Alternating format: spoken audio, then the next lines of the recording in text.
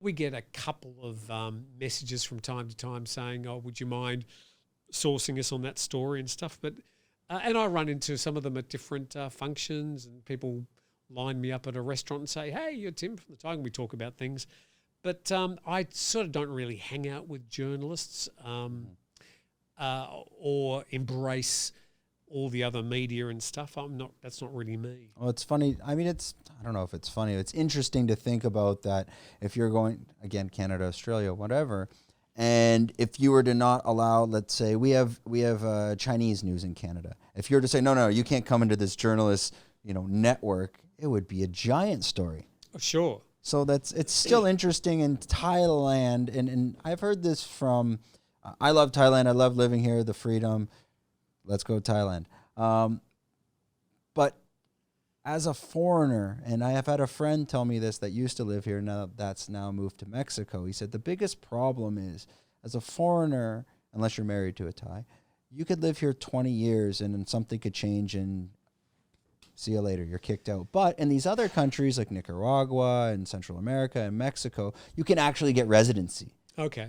So it's a very interesting topic for people that will be choosing to be a digital nomad as we've come out of COVID-19, that if you're taking this option for residency into consideration, and that's high priority, then Thailand is not going to be a top choice for you. Brendan, this is an interesting topic. We could talk all day about this, but Thailand is for Thais. The Thais feel that, and that is the way they want to keep it. Which is a great thing. Sure. And we come here as guests, and this is the box. And if you're in the box and you don't like it, then you get out of the box. But I've been here for 11 years and I feel very comfortable here. I know, as you said, that if things change for me, if I run out of cash, or off you go, you can't have a visa, you can't stay here. But it's their country if they want to make the rules. Now, as we're coming out of we're sort of into this semi-post-COVID period, and they're trying to get tourists and people and long stayers to come back, the Thai government are simply going to have to change some of the current rules if they want this to happen. Because Thailand, from a retirement point of view, is not competitive with most of the other countries around us, Malaysia, Vietnam, Philippines. So if they want to get tourists here, they've got to make it attractive. They've got to get rid of the encumbrances. It could be a visa fee. It could be the length of time that people stay. If they want to actually make people come back here, they can't just hope and then worry why people aren't coming back to visit their temples, bars and beaches. They're going to have to actively go out and say, here are some advantages why you should come back to Thailand. And we want you to come and retire here because you're going to come here not for 2 weeks, but for 365 days a year and rent a place and buy food.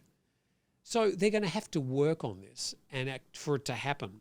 And I believe in the next 6 months, we may see some changes.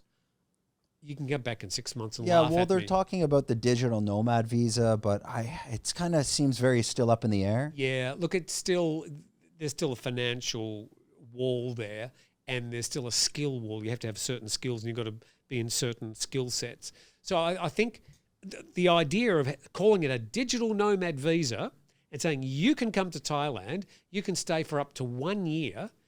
By the way, we're going to take 10% of your revenue or some taxation thing. If you're going to work here, then we want a slice of the pie. Thank you very much. But you'll be able to stay here for a year. You'll have to do a 90-day report. That's it. They'll be flooded with people. Yeah. How many people would just like to come and sit in a cafe in Chiang Mai and trade their Bitcoin or whatever? But we'd be flooded with people. And that would be good for the Thai economy.